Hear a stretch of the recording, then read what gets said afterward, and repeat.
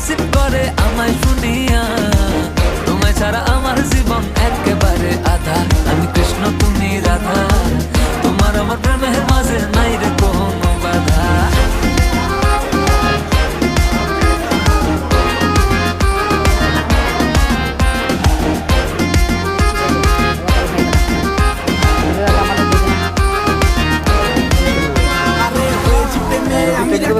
আমি তো তোমার জয় গোপাল, ভুলেছি আমার অষ্টতাল, জড়িয়ে তোমার মায়া জাল। ভাল লাগে না ফুলকলি, তুমি বাগিচার বুলবুলি।